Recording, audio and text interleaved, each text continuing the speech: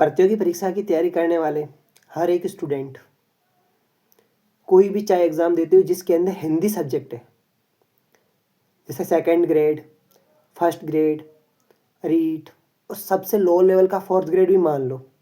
उसके अलावा normal fourth grade से लेकर के यूपीएससी एग्ज़ाम तक हिंदी आती है। उस हिंदी को कवर करते हुए आज मैंने एक नई सीरीज चालू की है।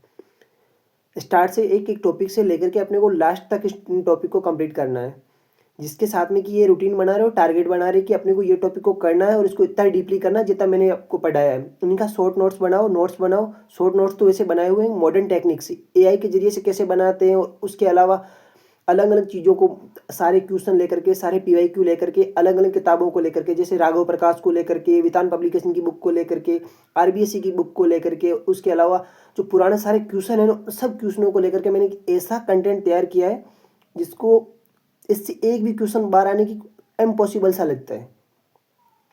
समझिए इस चीज़ को। और जिस भी वक्त आप इस वीडियो को देख रहे हो, अगर मॉर्निंग को देख रहे हो तो गुड मॉर्निंग, एंड इवनिंग को देख रहे हो तो गुड इवनिंग। इसके साथ में चलो मैं स्क्रीन पे लेके चलता हूँ, जिस स्क्रीन पे मैंने एक बहुत ही अच्छा शानदार क्लासेस को रेडी किया है, जिसमें कम से कम मेरे 3 से 4 घंटे लगे बहुत ही डीपली। और मेरा मकसद फ़िलहाल यही है फाइनली कि मैं खुद कैसा कंटेंट पढ़ रहा हूँ और आपको कैसा बता रहा हूँ, इसी के ज़रिए से, ताकि सबकी बेहतरी हो। इसी बेहतरी को लेते हुए आप आगे की ओर क्लास में कंटिन्यू करें, जिसको मैं स्क्रीन पे लेके चलता हूँ। हिंदी ग्रामर के सबसे पहले टॉपिक के रूप में अपन पढ़ रहे हैं आज वर्ण विचार। वर्ण वर्ण क्या होता है? वर्ण जो किसी भाषा होती है ना, उस भाषा को सीखने का सबसे जो पहला जो वर्ड होता है ना, जो बोला जाए कि उसकी जो वर्णमाला होती है, जैसे अपन बच्चे को स्कूल भेजते हैं और बच्चा स्कूल के अंदर अ से लेकर के जो अक्षर प्रयोग ये तक जो सीखता है ना, वही वर्ण है। अब इस वर्ण जो होता है ना, वर्ण जो किसी जो भाषा की सबसे छोटी मतलब लघुतर इकाई है, लघुतर इकाई, इसको और छोटा नहीं किया जा सकता। जैसे अ है तो अ को अपन और आधा इससे छोटा नहीं कर सकते अपन। तो वर्ण वही होता है। इसके अंदर वर्ण से आशय होता है कि शब्द की उस लघुतम उच्चारित इकाई से है जिसका और लघुत्तर विभाजन नहीं हो सकता। समझे इस चीज को? वो होता है वर्ण। तो वर्ण विचार है ना, इस टॉपिक को अपन क्या करेंगे आज बहुत ही डीपली पढ़ेंगे, वो भी एक अलग ही सिस्टमेटिक अंदाज के अंदर। वर्णों के अंदर स्वर के कौन से होते हैं, फिर स्वरों की कौन कौन से प्रकार वगैरह होते हैं, फिर व्यंजन कौन से होते हैं, तो व्यंजनों के प्रकार कौन से होते हैं, फिर अयोगवा ध्वनियां कौन सी होती है, फिर उच्चारण स्थान कैसे कैसे इनको बोला जाता है, कुछ मुखाकृति के आधार पर, कुछ औष्ठाकृति के आधार पर, उनको अलग अलग अपन पढ़ेंगे। उसके अलावा कुछ होते हैं मात्रा और वर्तनी के आधार पर, और फिर देवनागरी लिपि और उसका मानकीकरण किस टाइप से, उसको मैंने सबको एक ये जो मेन जो सब टॉपिक होते हैं, जो मेन टॉपिक होते हैं उनकी हेडिंग्स यही है मेन टॉपिक्स की। फिर इन्हीं हेडिंग्स को अपन क्या करेंगे, सब अलग अलग छोटे छोटे सब पार्ट के अंदर बांटेंगे। तो स्टार्ट करते हैं अपना वर्ण विचार वाले टॉपिक को। ठीक है। वर्ण जो सबको पता है कि हिंदी वर्णमाला के अंदर कितने वर्ण टोटल वर्ण है, 44। इसमें से क्या है, 11 स्वर है और कितने व्यंजन है, 33 व्यंजन है। 11 स्वर और 33 व्यंजन, टोटल हो गए 44। इसको अपन लिख लेते हैं, 11 स्वर और 33 व्यंजन।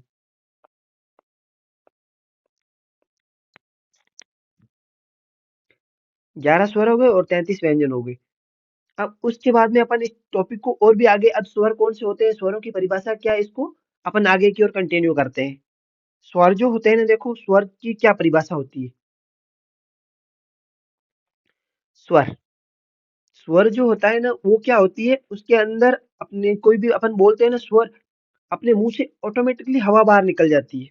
हवा मतलब किसी जैसे तो अ से ऑटोमेटिकली ऑटोमेटिकली हवा बाहर निकल जाती है, हवा अबाध गति से मुख विवर से बाहर निकलती है। और उच्चारण इसका क्या होता है, स्वयं ही होता है, किसी अन्य की सहायता नहीं लेनी पड़ती है। स्वयं राजते इति स्वरा, मतलब जो जिसकी हवा ऑटो किसी और की सहायता नहीं लेते, ये ऑटोमेटिकली मुंह से बाहर निकल जाते हैं ये। तो उच्चारण का क्या होता है, स्वरों का स्वयं होता है। और उसके अलावा क्या होती है, हवा अबाध गति से मुख विवर से बाहर निकल जाती है।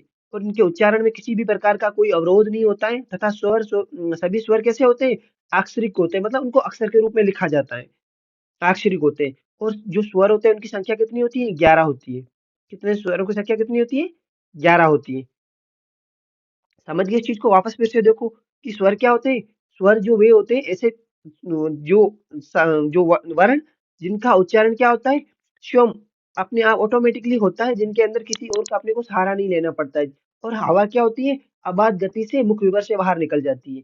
इसमें उच्चारण में किसी प्रकार का अवरोध नहीं होता है, तथा सभी स्वर कैसे होते हैं, अक्षरिक होते हैं। और स्वरों की संख्या कितनी है, 11 है।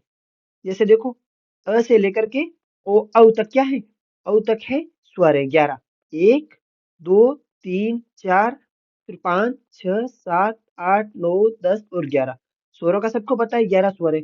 अब इसमें स्वर तो 11 है, मात्राएं कितनी है, मात्राएं 10 है। की कोई मात्रा नहीं होती। उसके बाद में अपने स्वर वाला ये परिभाषा तो कंप्लीट होगी। उसके बाद में अपन पढ़ते हैं कि स्वरों की उत्पत्ति किस प्रकार से हुई है। इस टॉपिक को उत्पत्ति का आधार क्या है स्वरों की, उस टॉपिक को आगे पढ़ते हैं। देखो, स्वर ये रहा ना, उत्पत्ति का आधार। जो स्वर होते हैं ना,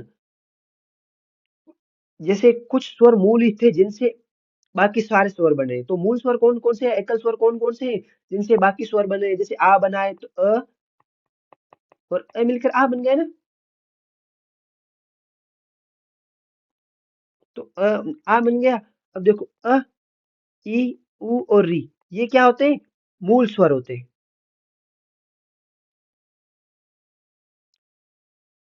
समझे इस चीज को, मूल स्वर। तो मूल स्वर कौन से हैं, अ ई उ और री मूल स्वर होते हैं। और उसके बाद में ये जो स्वर होते हैं ना, इनको कुछ संधि स्वर या संयुक्त स्वर भी बोला जाता है। क्या बोला जाता है, इसके अलावा दूसरे स्वर जो होते हैं ना, मूल स्वरों के अलावा, उनको संधि स्वर या संयुक्त स्वर बोला जाता है। अब कुछ स्वर जो होते हैं एक जैसे देखने में लगते हैं, कुछ सजातीय होते हैं और कुछ क्या होते हैं, विजातीय होते हैं। अब जो देखो, आ ई और उ बड़ा ऊ, ये क्या होते हैं, आ बड़ी ई और बड़ा ऊ क्या होते हैं, ये सजातीय स्वर या दीर्घ स्वर होते हैं। और उसके अलावा विजातीय स्वर कौन से होते हैं, विजातीय स्वर जो होते हैं या फिर इनको संयुक्त स्वर बोलते हैं। ये ए ऐ ओ औ, इनको वो क्या बोलते हैं, विजातीय या फिर संयुक्त स्वर बोलते हैं। और कुछ होते हैं वृद्धि स्वर होते हैं। वृद्धि स्वर ऐ और औ क्या होते हैं, वृद्धि स्वर होते हैं। समझ में आ गया इस चीज को। सजातीय स्वर कौन से होते हैं या फिर दीर्घ स्वर कौन से होते हैं, दीर्घ स्वर ये होते हैं। अब ह्रस्व स्वर पूछा जाए तो ह्रस्व स्वर ये रहे, मतलब छोटे वाले स्वर, अ ई उ और री ह्रस्व स्वर हो गए। और दीर्घ स्वर कौन कौन से हो गए, दीर्घ स्वर हो गए आ, बड़ी ई और बड़ा ऊ। समझ गए इस चीज को। और उसके बाद में विजातीय स्वर ए ऐ ओ औ, ये विजातीय स्वर हो गए। उसके अलावा ये वृद्धि स्वर, वृद्धि स्वर कौन से होते हैं, ऐ और औ वृद्धि स्वर होते हैं। और उसके बाद में अपन तीसरे टॉपिक के रूप में अब किसको पढ़ेंगे, इसी का जो स्वर का सब सब पार्ट, उच्चारण समय या मात्रा के आधार पर उनका उच्चारण किस प्रकार से होता है, उसमें कितना समय लगता है, फिर मात्रा के आधार पर स्वरों का वर्गीकरण। अब देखो, उसको अपन आगे क्यों लेके चलते हैं, उच्चारण समय या मात्रा के आधार पर। इसमें कुछ स्वर होते, ह्रस्व स्वर होते हैं, कुछ दीर्घ स्वर होते हैं, और कुछ क्या होते हैं, प्लुप्त स्वर होते हैं। अब देखो, ह्रस्व स्वर ये बताया था ना, ये जो मूल स्वर, इसी को मैंने ह्रस्व स्वर बताया था। तो ये देखो, ह्रस्व स्वर कौन से होते हैं, जिनकी एक मात्रा होती है, अ ई उ और री। अ की कोई मात्रा नहीं होती है, बाकी ये तीनों क्या होते हैं, ह्रस्व स्वर कितने होते हैं, ह्रस्व स्वर कितने होते हैं, 4 होते हैं ह्रस्व स्वर। और दीर्घ स्वर देखो, दीर्घ स्वर टोटल 7 होते हैं। 4 7 कितने हुए, 11 हुए ना। ये देखो, आ बड़ी ई, बड़ा ऊ, ए ऐ ओ और औ, ये क्या है, दीर्घ स्वर, जिनके ऊपर दो मात्राएं होती है। तीसरा होता है प्लुप्त स्वर, जो लंबा खींचना पड़ता है, वो कौन सा होता है, प्लुप्त स्वर।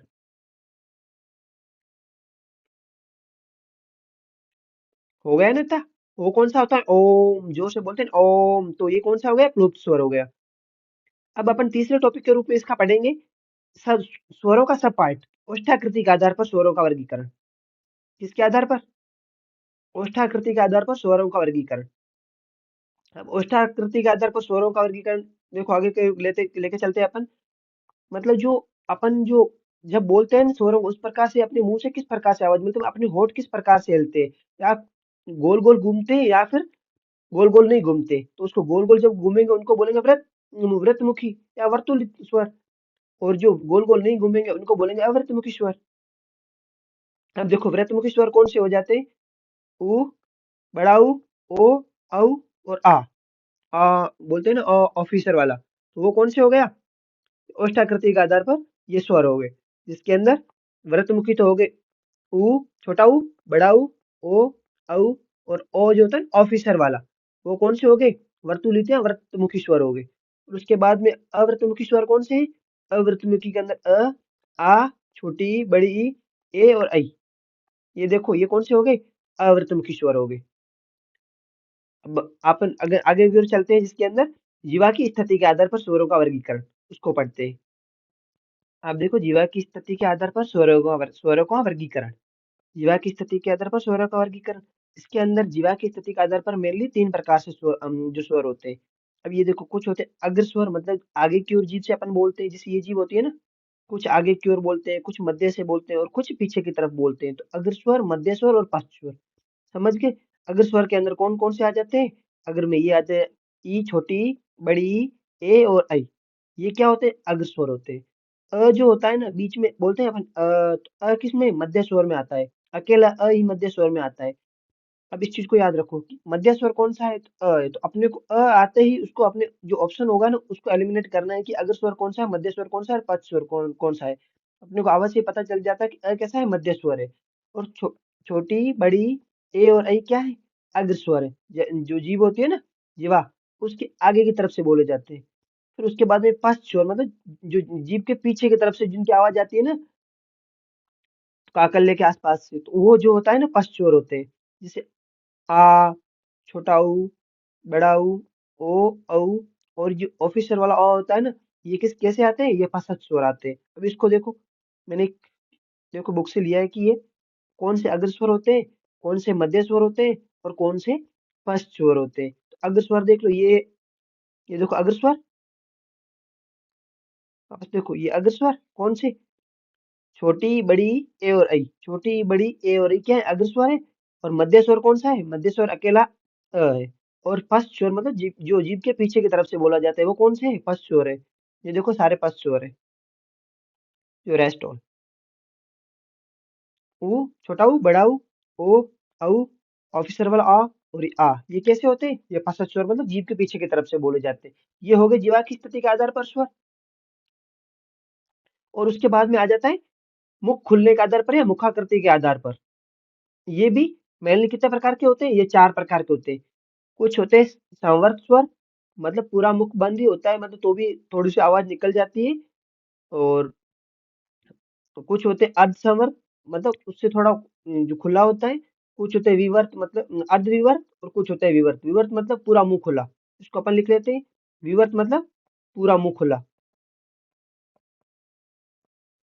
इसमें आधा खुला, इसमें उससे भी कम, और उसमें मुंह बंद के जैसा, जिसे अपन ऐसे बोल सकते हैं मतलब बहुत कम मुंह खुलता है इसके अंदर। तो ये देखो संवर्त स्वर कौन कौन से? संवर्त स्वर आ जाते हैं छोटी, बड़ी, उसके बाद छोटाऊ और बड़ाऊ। 4 हो गए संवर्त स्वर। और विवर्त स्वर कौन से हो गया? विवर्त स्वर अकेला आता है ना, आ। आ एक अकेला विवर्त स्वर है। उधर अपन ने पढ़ा मध्य स्वर कौन सा है? मध्य स्वर ये किसके? जीवा के स्थिति के आधार पर है। ये मुख खुल किस प्रकार से अपना मुंह खुलता है? बड़ा मुंह खुलता है, छोटा मुंह खुलता है, मध्य मुंह खुलता है। मुंह की स्थिति के आधार पर कैसे कैसे स्वरों का वर्गीकरण होता है। तो सामर्थ्य स्वर कौन से हो गए? छोटी, बड़ी, छोटाऊ और बड़ाऊ। जो स्टार्टिंग के आ को छोड़कर बाकी चारों ये हो गए।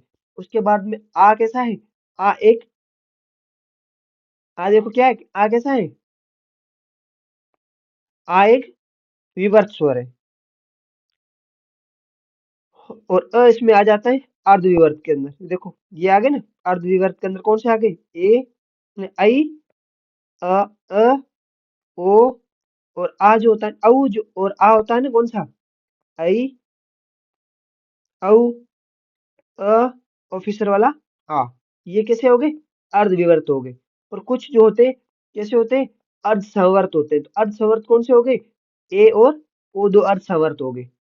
समझ गए इस चीज को? इसी को आगे अपन देखते हैं, इसमें पीपीटी के रूप में देखते हैं। देखो मुख खुलने के आधार पर कुछ होते हैं संवर्त स्वर, कुछ होते हैं अर्ध संवर्त, कुछ होते हैं विवर्त और कुछ होते हैं अर्ध विवर्त। अब जब संवर्त स्वर होंगे उसके अंदर मुख कैसा होगा? लगभग बंद जैसा ही होगा, मतलब बहुत कम मुंह खुला होता है इसके अंदर। तो छोटी, बड़ी, ऊ, छोटा ऊ और बड़ा ऊ, ये कैसे हो गए? समवर्त स्वर। और कुछ होते हैं कैसे? अर्ध समवर्त स्वर होते हैं। अर्ध स्वर जो समवर्त स्वर के अंदर क्या होता है? थोड़ा ही जो पहले जो संवर्त के अंदर मुंह खुला बंद था ना, उससे थोड़ा और ज्यादा, मतलब थोड़ा ज्यादा उससे कम खुला होगा। ए और ओ, उसके अंदर मुंह ज्यादा बंद होता है, इसके अंदर थोड़ा और खुलेगा। और विवर्त के अंदर उससे भी, जो विवर्त के अंदर क्या होता है, सबसे ज्यादा मुंह खुलेगा। जैसे अपन बोलते हैं आ, तो आ के अंदर क्या होता है, सबसे ज्यादा मुंह खुलता है। डॉक्टर कहता है ना कि मुंह खोले और बोलो कि आ, तो ये जो आ होता है ना, वो कैसा हो गया, विवर्त। उसके बाद में अर्धविवर्त होता है ना, उसके अंदर क्या होता है, थोड़ा कम, जो विवर्त की अपेक्षा थोड़ा कम मुंह खुलता है। इसके अंदर हो गए चार वर्ण। अ, जो ऑफिसर वाला आ और आई, औ, ये कैसे हो गए, अर्धविवर्त हो गए। ये हो गए मुख्य आधार पर। अभी अपन क्या पढ़ रहे हैं, ओनली स्वर ही पढ़ रहे हैं। बाकी यार ये सारे जो होते हैं ना, ये व्यंजन, अयोग, वहा, उच्चारण स्थान के आधार पर ये सारे बाकी है। तो उसके स्वर के अंदर देखो, ये हो गया अर्धविवर्त। उसके बाद में अन्य वर्गीकरण स्वरों का किस प्रकार से किया जाता है, इसको अपन देखते हैं। अन्य वर्गीकरण कहा जाता है, कुछ जो जाति के आधार पर, कुछ होते सजातीय, कुछ होते विजातीय, उसको अपन ऊपर पढ़ चुके हैं। ठीक है, कौन से सजातीय होते हैं, कुछ विजातीय होते हैं। देखो ये रहे सजातीय, जिसको दीर्घ स्वर बोलते हैं, और जो विजातीय होते हैं उसको संयुक्त स्वर बोलते हैं। सजातीय के अंदर आ, बड़ी, बड़ा ऊ हो गए। और विजातीय यहाँ पर संयुक्त स्वर के अंदर ए, आई, ओ हो गए। समझ गए इस चीज को। और वृद्धि स्वर आई और औ हो गए। उसको अपन वापस की ओर चलते हैं। अब जो अन्य स्वर के अंदर देखो, अन्य वर्गीकरण के अंदर देखो, जाति के आधार पर सजातीय और विजातीय हो गए। उसके बाद में प्रकृति या स्वभाव के आधार पर भी स्वरों का वर्गीकरण किया जाता है। अलग अलग विद्वान अलग करते हैं। कुछ होते हैं अनुनासिक और कुछ होते हैं निर्नुनासिक। और अनुनासिक जो होते हैं ना, अनुनासिक, निर्नुनासिक के अंदर क्या होता है, केवल मुख से ही हवा निकलती है। और इसके अंदर क्या होता है, अनुनासिक के अंदर क्या होता है, ये निर्नुनासिक के अंदर केवल मुख से ही हवा निकलती है। और अनुनासिक जो होते हैं ना, उसके अंदर क्या होती है, यहाँ पर इनको सानुनासिक भी बोला जाता है। इसके अंदर मुख के साथ साथ में अपने नाक से भी हवा निकलती है। और इसके जैसे अपन कोई वर्ड बोलते हैं, तो जैसे कोई नमक वर्ड हो गया ना, इसको अपन जब नमक, नमक बोलते हैं, तो नाक से उसको अपन जब उसको क्या करते हैं, उसको अनुनासिक वाली ध्वनियां ऊपर न वाला देख करके बोलते हैं। तो मुख प्लस नासिका दोनों को मिलाकर क्या होता है, अनुनासिक होता है। केवल मुख से हवा निकलती है, उसको क्या बोलेंगे, निर्नुनासिक। इसी को मौखिक बोलते हैं। ठीक है, तो स्वरों का वर्गीकरण अपने कंप्लीट हो गया। देखो स्वर हो गए, वोवेल। अब अपन पढ़ते हैं कॉन्सोनेंट, व्यंजन। ठीक है, व्यंजन, व्यंजनों की क्या क्या परिभाषा होती है उसको देखो। व्यंजन जो होते हैं, इनका उच्चारण स्वयं की सहायता, जो होते हैं ना, उनसे व्यंजनों को स्वयं की सहायता से, किसकी सहायता से, उच्चारण स्वर की सहायता से होता है। स्वयं कभी खुद की सहायता से नहीं होंगे ये। जो व्यंजन होगा उसका स्वरों का, जैसे जैसे अपन क लिखना हो तो क प्लस अ करेंगे, तब जाकर ये क पूरा होगा। तो ये किस क्या होते हैं, स्वरों के ऊपर पूरे डिपेंड होते हैं। मतलब इनका जीवन ही किस पे, व्यंजनों का चलता है, स्वरों पे ही चलता है। हवा आबाद गति से नहीं निकलती है, हवा रुक रुक के निकलती है, जैसे और अटकती है। जैसे कुछ होते हैं संघर्षी व्यंजन होते हैं, तो कुछ स्पष्ट संघर्षी व्यंजन होते हैं, अलग अलग। और कुछ फेंके हुए, जिसको उत्क्षिप्त बोलते हैं, वो आगे पढ़ेंगे अपन, वो सारे होते हैं। इसके अंदर स्वरों की सहायता से बोलते हैं, इस वजह से ये स्वरों से थोड़े क्या होते हैं, भारी होते हैं बोलने में भी। और पूर्ण या अपूर्ण अवरोध घर्षण मौजूद होता है। इसके अंदर जब बोलते हैं ना अपन, तो या तो अटक अटक के निकलेंगे, या वो क्या होंगे, मुंह के अंदर जो भारीपन के साथ, घर्षण के साथ बाहर निकलेंगे। तो व्यंजनों की संख्या कितनी होती है हिंदी वर्णमाला में, 33 होती है। अब जो होते हैं ना व्यंजन, उन व्यंजनों का क्या होता है, वर्गीकरण देखो। ये उत्पत्ति के आधार पर, ये तो अपन स्वर वगैरह देख ले, अब व्यंजन थे, अब व्यंजन था, उसके देखो, इसमें परिभाषा होगी अपनी। उसके बाद में उच्चारण या पर्यटन के आधार पर वर्गीकरण इसका। कुछ होते स्पर्श व्यंजन होते हैं, कुछ होते अंतस्थ व्यंजन होते हैं, और कुछ उसमें संघर्षी व्यंजन होते हैं। कुछ कैसे होते हैं, संयुक्त होते हैं। अब इस सबको अपन अलग अलग टाइप से पढ़ते हैं। कुछ स्पष्ट व्यंजन होते हैं, स्पष्ट व्यंजनों की संख्या कितनी है, 25। स्पष्ट व्यंजनों की संख्या कितनी है, 25 है। अब इनको एक बार देखो आप।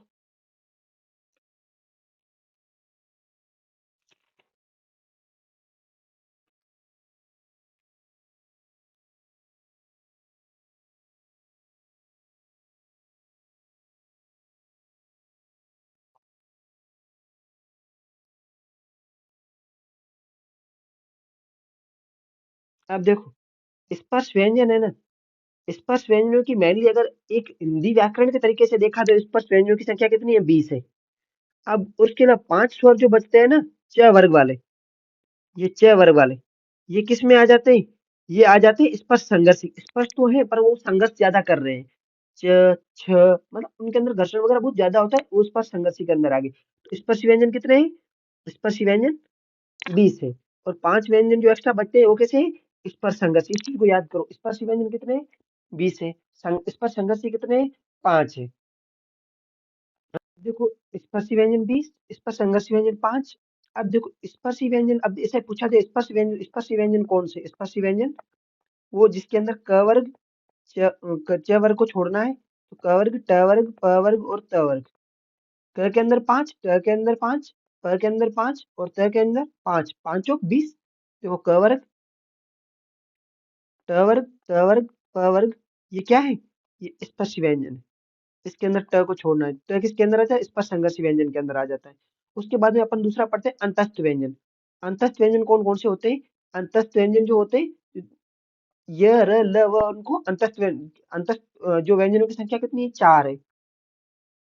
उच्चारण या प्रयत्न के आधार पर इनको बोला जाता है। अंतस्थ व्यंजन कितने हैं? 4 है। य, र, ल, व और व। य, र, ल, व क्या है? अंतस्थ व्यंजन है। और य और व को क्या कहा जाता है? आदेश स्वर। ये और वह कैसे है? आदेश स्वर है। जैसे व्यंजन तो हर कोई आता है ना, उसके अंदर क्या होता है? आदत तो, जैसे ये हो गया ना, तो ये ऐसे आ जाता है, ये इस टाइप से होता है। परंतु य और व को स्पेशली आदर्श स्वर कहा जाता है। य, र, ल, व कैसे हैं? अंतस्थ व्यंजन के अंदर आते हैं। कुछ ऐसे व्यंजन होते हैं जब उनको अपन मुंह से बाहर निकालते हैं, गरम गरम हवा निकलती है, तो उनको गरम हवा वालों को उष्म व्यंजन बोलेंगे। या फिर संघर्षी व्यंजन। इस पर संघर्षी अलग है, ये है कैसे? संघर्षी व्यंजन। संघर्षी व्यंजन के अंदर या उष्म व्यंजन कौन कौन से?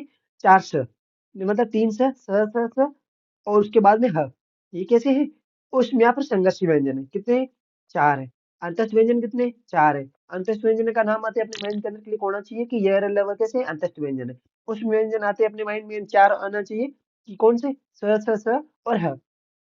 उसके बाद में संयुक्त व्यंजन। अब संयुक्त व्यंजन कौन कौन से होते हैं?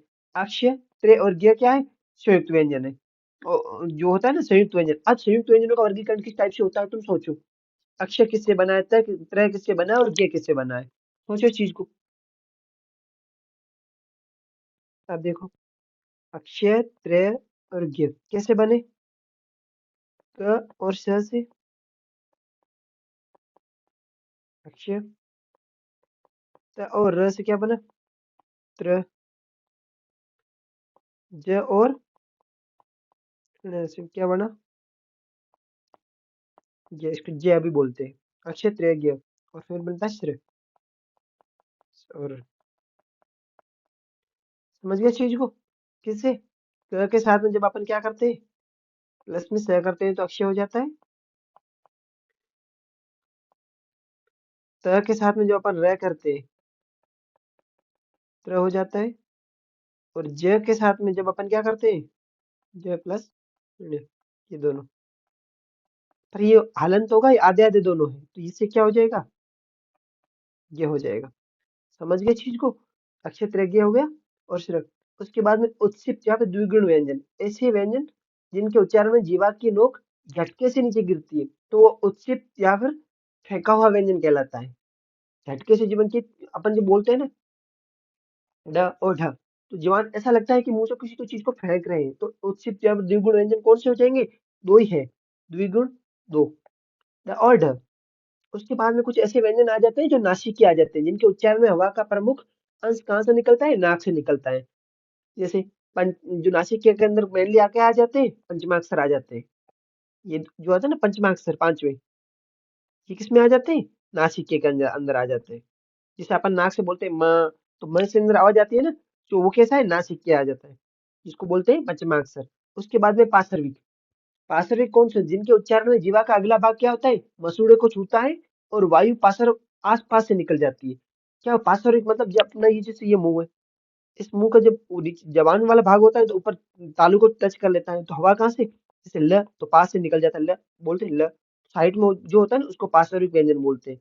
और कुछ ऐसे व्यंजन होते हैं, क्या होते हैं, जिनके अंदर ज्यादा कंपन लगती है। जिन व्यंजनों के उच्चारण में जीवा को 2 या 3 बार या उससे ज्यादा क्या लगती है? कंपन लगती है। बोलते हैं उसको, अपनी भाषा में बोलते हैं धूजनी छूट रही है मुंह के अंदर, तो धूजनी यहाँ पे कंपन होती है, उसको क्या बोलते हैं? प्रकंपित या फिर लुंठित, लुंठित व्यंजन बोलते हैं। ये कौन सा है? र है। पार्श्विक एक है ल, और प्रकंपित या फिर लुंठित कितने? एक ही है र। उसके बाद में कुछ ऐसे व्यंजन आते हैं जिनको अभी मैंने बताया था अर्धस्वर। अर्धस्वर कौन से थे? यही दो थे। यह और वह जब उच्चारण करते लगता नहीं कि स्वर है कि व्यंजन, तो इसलिए इनकी नजदीकता किससे ज्यादा है? स्वरों से। तो इनको क्या कहा जाता है? संघर्षहीन। सारे व्यंजन क्या करते हैं? संघर्ष करते हैं, पर तो दो ये व्यंजन है ना, ये और वह क्या करते हैं? संघर्ष नहीं करते, इसलिए इनको संघर्षहीन बोला जाता है या अर्धस्वर बोला जाता है। वापस देखो इसको, स्पर्श व्यंजन 20 है, और जब स्पर्श संघर्षी, टोटल स्पर्श कितने? 25 के 5 आ जाते हैं, स्पर्श संघर्षी के अंदर आ जाते हैं। और अंतस्थ व्यंजन कितने? 4 है। और उष्म व्यंजन कौन से हैं? कितने हैं? उसमें 4 है। अब जो उष्म का नाम आते हैं माइंड के अंदर देखो कि 3 स और 1 ह। उसके बाद में अंतस्थ का नाम आते हैं य, र, ल और व। उसके बाद में संयुक्त व्यंजन का नाम आते हैं, जिसको संयुक्ताक्षर भी बोलते हैं। देखो संयुक्ताक्षर, संयुक्ताक्षर क्या बोलते हैं? संयुक्ताक्षर बोलते हैं, संयुक्त व्यंजन बोलते हैं। अक्षय, त्र, ज्ञ और स्र। उसके बाद में उत्क्षिप्त या फिर फेंके हुए व्यंजन कौन से है? द्विगुण व्यंजन इसको बोला जाता है, ड और ढ आ जाते हैं। उसके बाद में माइंड में प्रेशर डालो आंखें बंद करके कि नासिके व्यंजन कौन से है? नासिके का आते ही माइंड के अंदर क्या करना है अपने को? पंचम वर्ण करना है। उसके बाद में जब अपने को जुकाम लगा होता है ना, उस समय अपन बोलते हैं जैसे नाक से बोलते हैं, तो ये नासिके की तरफ पूरी आवाज आती है इसकी। उसके बाद में पार्श्विक व्यंजन जो मुंह के साइड से निकलते हैं, उसको ल अंद उसके अंदर आ जाता है। कुछ होते हैं प्रकम्पित या फिर लुंठित व्यंजन, उसमें कौन सा आ जाता है? र आ जाता है। कुछ होते हैं संघर्षहीन, य और व कैसे? संघर्षहीन या फिर अर्ध स्वर है। उसके बाद में अपन पढ़ते हैं स्वर तंत्रियों में कंपन या नाद के आधार पर। देखो स्वर तंत्रियों में कंपन या नाद के आधार पर, इसके अंदर कुछ होते हैं घोष या फिर संघोष, कुछ होते हैं अघोष। कैसे होते हैं? कुछ होते हैं कैसे? कुछ होते हैं इसके अंदर घोष व्यंजन, कुछ होते हैं अघोष व्यंजन। घोष वह होंगे जिसके अंदर कंपन होगी, तो कंपन होगी सघोष, और कंपन नहीं होगी तो अघोष। कंपन अब किस किस के अंदर होती है, इसको ऐसे बस याद करो। ये वर्ड देखो, तीसरा चौथा पांचवा, तीसरा प्रत्येक वर्ग का, क वर्ग, च वर्ग, ट वर्ग, त वर्ग और प वर्ग। इसके अंदर देखो क ख ग घ और ड। किसके अंदर? इस ड के अंदर कितने? 5 वर्ग व्यंजन आते हैं। देखो तो तीसरा चौथा और पांचवा, क ख।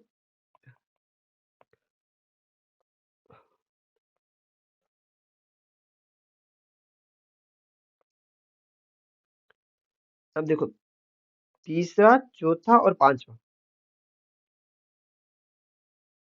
समझे इस चीज को?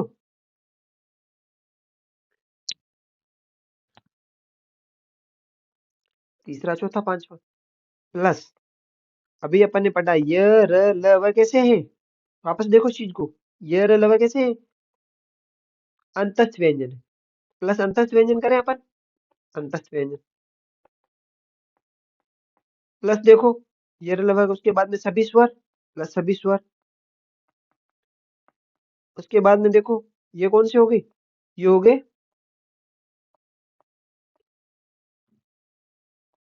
उत्क्षिप्त। समझे इस चीज को? उसके बाद में अघोष, अघोष के अंदर क्या होती है? कंपन नहीं होती। इसके अंदर अपन तीसरा चौथा पांचवा तो ले लिया अपन ने, तीसरा चौथा पांचवा, तीसरा चौथा पांचवा। उसके बाद में पीछे कौन से बचा? पहला और दूसरा, प्रत्येक वर्ग का पहला और दूसरा। उसके बाद में 3 से।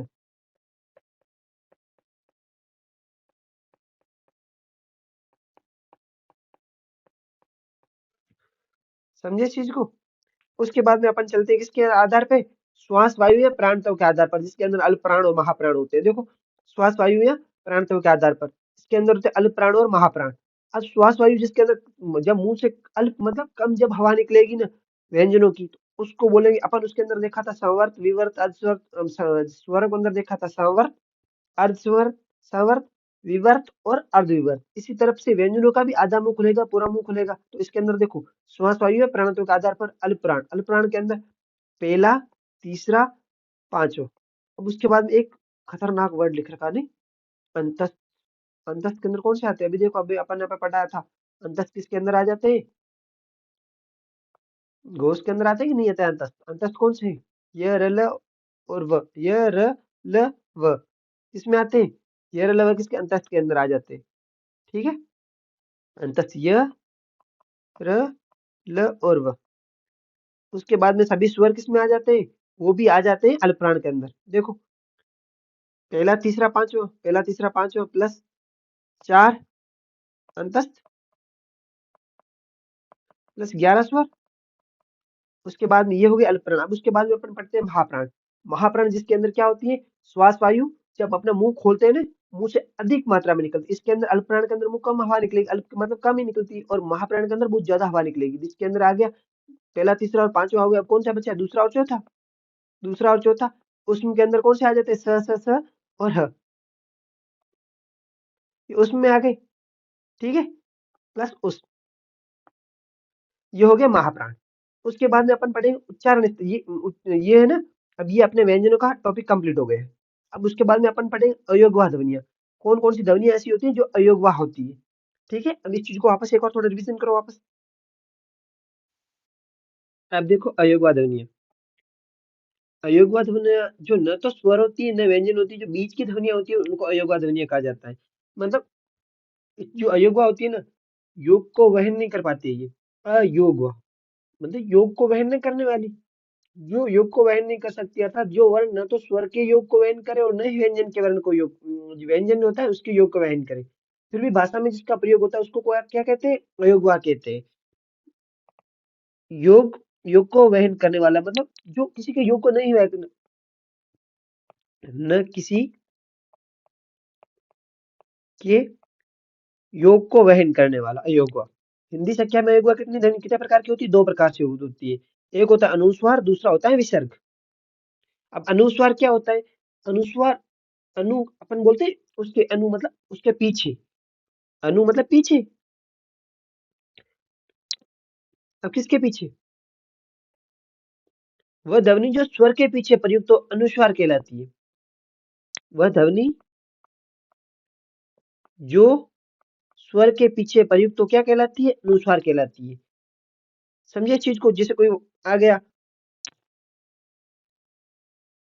कोई वर्ड जैसे पंचम, तो ये प के पीछे था ना, प अ, उसके बाद में इसके पीछे जो आ रही है ना ऊपर वाला पॉइंट, ये बिंदु, इसी को बोलते हैं, क्या बोलते हैं, अनुस्वार बोलते हैं। समझ गए चीज को।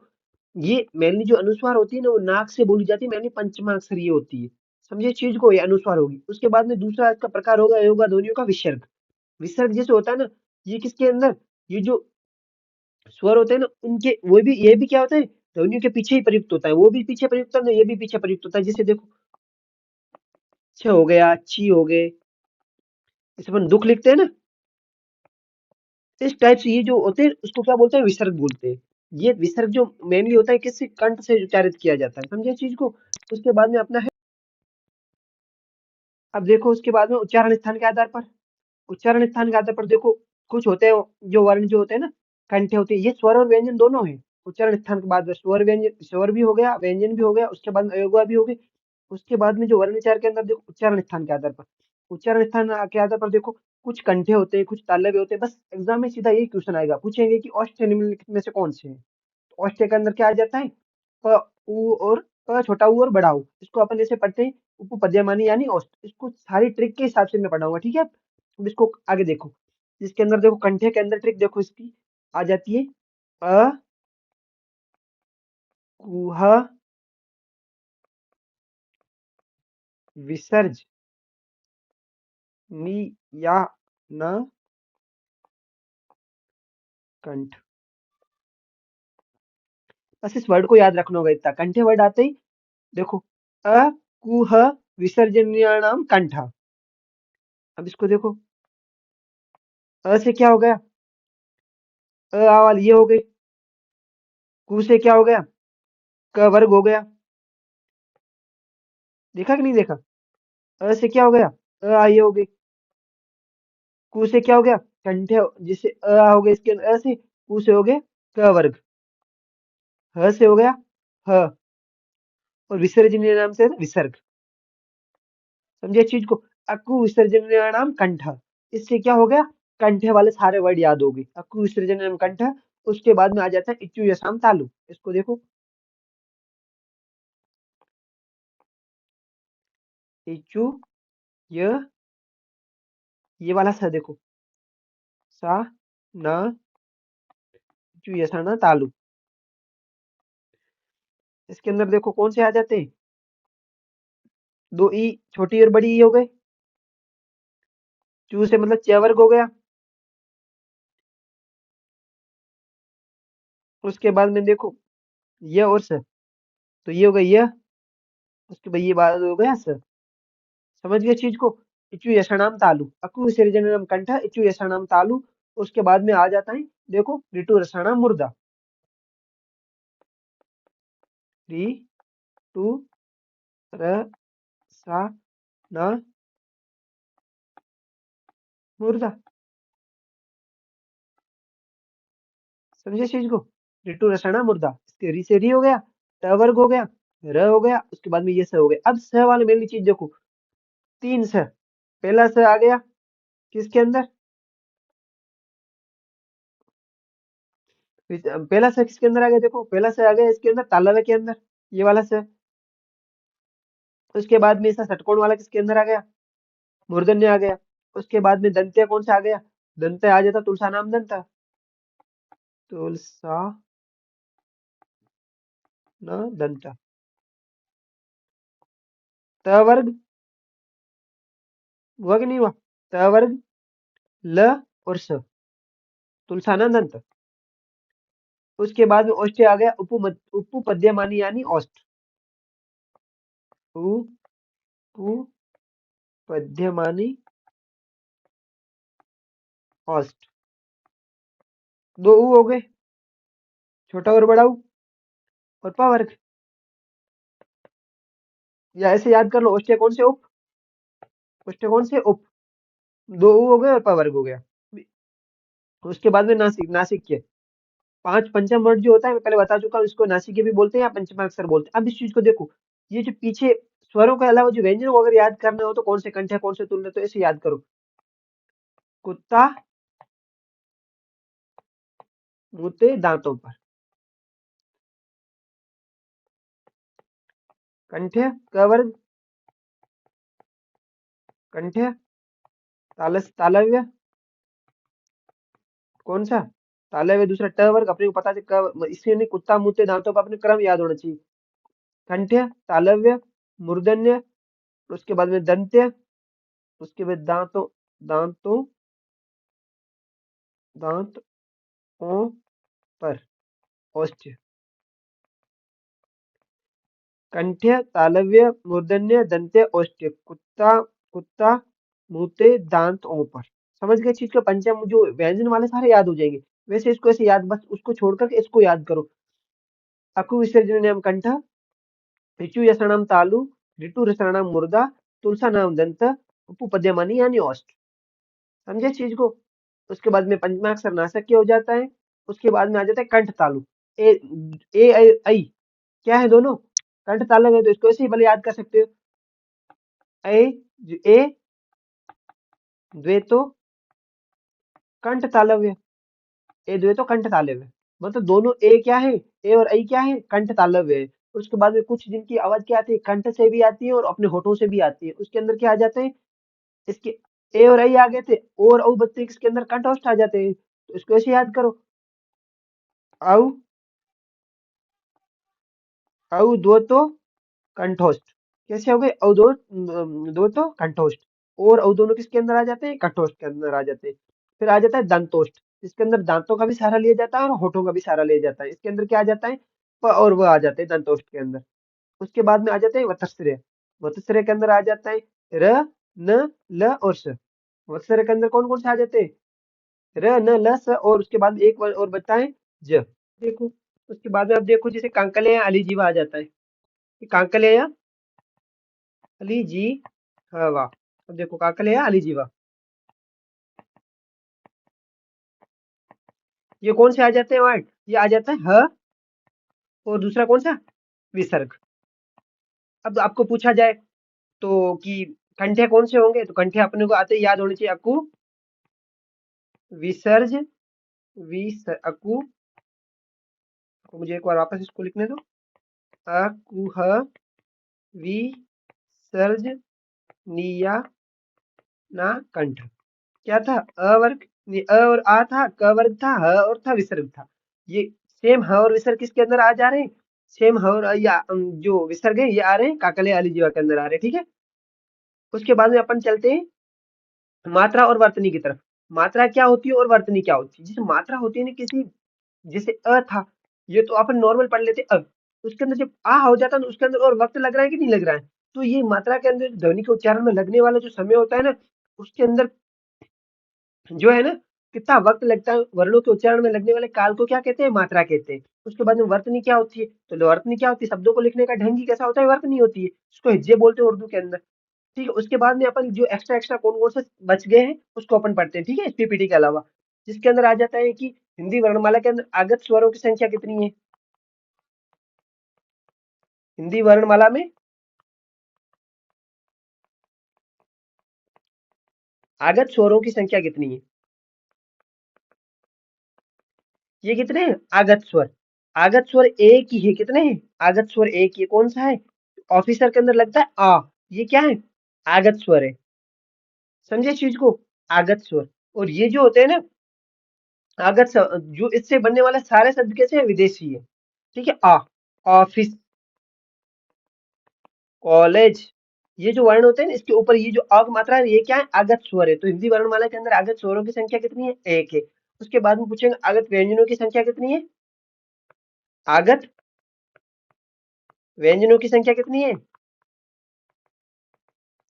आगत व्यंजन जो होते हैं ना ये कितने हैं? पांच है। क, ख, ग, च और फ। अब ये क्या है? ये व्यंजन है। अब इनके ऊपर जब नीचे ये नुक्ता लग जाता है ना, ये इसको नुक्ता बोलते हैं। जब नुक्ता लग जाता है तब जाकर ये क्या हो जाते हैं? आगत व्यंजन हो जाते हैं। समझे इस चीज को? आगत स्वर कितने? एक है। आगत व्यंजन कितने? पांच है। अब यही पूछा जाए कि हिंदी वर्णमाला में टोटल जो है ना आगत वर्ण कितने हैं? क्या? आगत वर्ण। आगत वर्ण टोटल कितने हैं? आगत वर्ण छह है। समझे इस चीज को? एक तो हो गया आ, जो ऑफिसर वाला वो वाला। उसके अलावा पांच हो गए क, ख, ग, ज और फ। जब इन पांचों के नीचे क्या आ जाता है? नुक्ता आ जाता है, तो ये आगत वर्ण हो गए। ठीक है। अब उसके बाद में ये क्वेश्चन आता है कि यदि ऊपर के होंठ को काट दिया जाए तो किस वर्ण के उच्चारण में असुविधा होगी? तो माइंड में प्रेशर डालो, तब तक मैं इस क्वेश्चन को लिखता हूँ, ठीक है।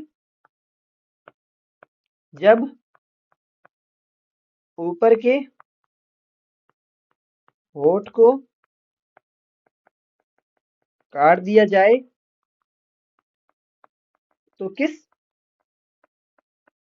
वर्ण के उच्चारण में असुविधा होगी? तो कौन सा होगा?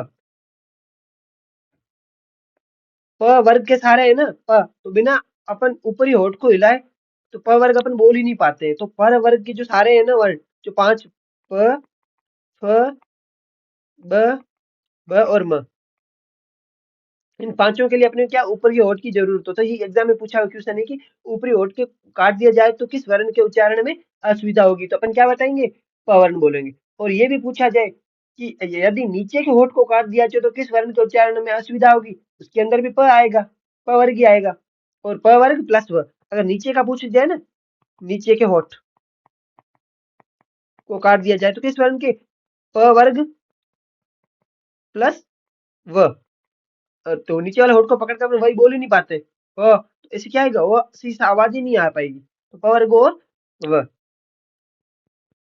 अब फाइनली अपना जो टॉपिक होता है मेनली कंप्लीट हो चुका है। अब उसके अपन लास्ट में ये देखेंगे कि वर्ण कौन से, ध्वनि क्या होती है, वर्ण क्या होता है, अक्षर क्या होता है, शब्द क्या होता है, वर्णमाला क्या होती है, वाक्य क्या होता है, फिर वाक्यांश क्या होता है, फिर पद क्या होता है। इसके साथ में अपनी क्लास कंप्लीट करेंगे, ठीक है। सबसे पहला वर्ण क्या होता है? तो वर्ण अपन पहले इसी वर्ण पढ़ चुके हैं। क्या होता है? लिखित रूप से भाषा की सबसे छोटी इकाई। सर ये सवाल आएगा कि लिखित रूप से भाषा की सबसे छोटी इकाई कौन सी है? लिखित रूप से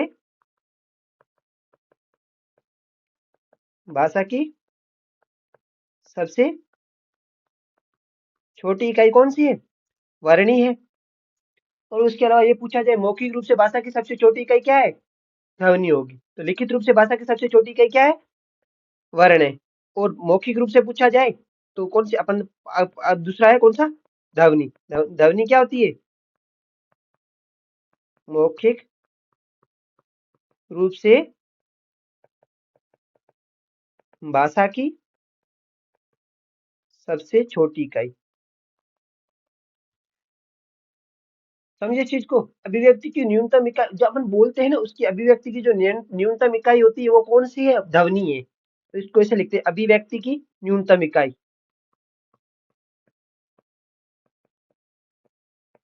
न्यूनतम इकाई कौन सी है? ध्वनि है।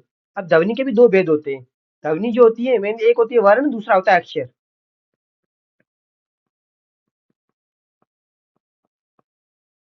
वर्ण और अक्षर। अब अक्षर क्या होता है? वर्ण तो अपन पढ़ चुके हैं, लिखित रूप से भाषा की सबसे छोटी इकाई वो होती है। अक्षर वो होते हैं जिसका नाश न हो। मतलब नहीं, शर मतलब नाश। मुख्य द्वारा उच्चारित वह ध्वनि जिसका नाश न हो, अर्थात एक ही प्रवाह में उच्चारित होने वाली ध्वनियां अक्षर कहलाती है। एक ही प्रवाह में उच्चारित अक्षर जिसका, सबसे पहले जिसका नाश न हो, मतलब वो कभी खत्म ही न हो। अक्षर जिसका नाश न हो, एक ही प्रवाह के अंदर उच्चारित होने वाली ध्वनियां क्या कहलाती है? अक्षर। एक ही प्रवाह में उच्चारित होने वाली ध्वनियां क्या कहलाती है?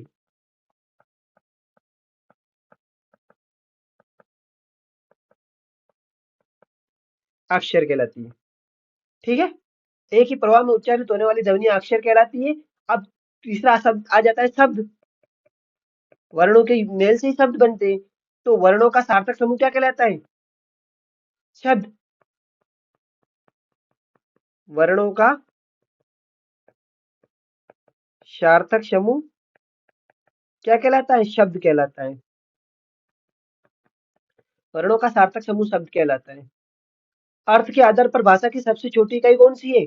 शब्द होती। अगर शब्द के अलावा क्या अपन एक अक्षर का क्या अर्थ निकाल सकते हैं? देखो, अर्थ के आधार पर भाषा की सबसे छोटी इकाई।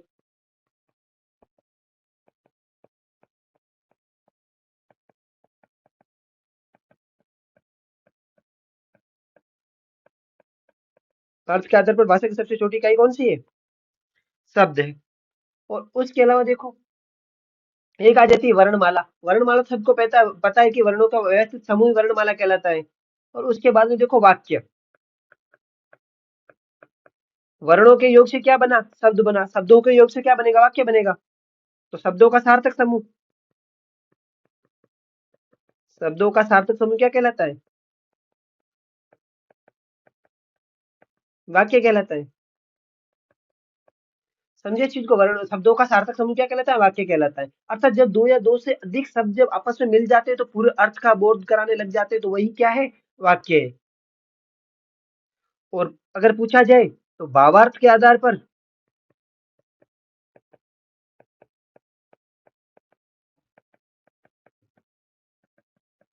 भाषा की सबसे छोटी इकाई कौन सी है? वाक्य है। क्या भावार्थ के आधार पर भाषा की सबसे छोटी इकाई कौन सी है? वाक्य है। तो उसके बाद में वाक्यांश होता है। वाक्यांश वह होता है जिसके अंदर पूर्ण वाक्य जो होता है ना, पूर्ण वाक्य का भाव कभी प्रकट ही न हो। तो वाक्य का अंश, ये पूरा वाक्य है ना, इस वाक्य का जैसे, जैसे राम खाना खाता है, तो ये अपन ऐसा कोई बड़ा पूरा वाक्य बना दे। जब वाक्य पूरा नहीं बन रहा है, बीच में वाक्य टूट रहा है, तो क्या हो गया? वाक्यांश हो गया। पूर्ण वाक्य का भाव प्रकट न हो तो उसे क्या कहते हैं? वाक्यांश कहते हैं। ठीक है। उसके बाद में पद क्या होता है? जब किसी शब्द को वाक्य में प्रयोग किया जाता है, उस शब्द के अन्य शब्दों के साथ में संबंध स्थापित किया जाता है, तो क्या है? पद है। तो देखो, पद क्या होता है? पद। जब किसी शब्द को वाक्य में प्रयोग किया जाता है और उस शब्द का अन्य शब्दों के साथ संबंध, और उस शब्द का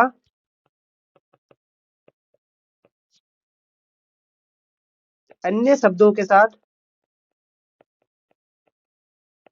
क्या किया जाता है? संबंध स्थापित किया जाता है।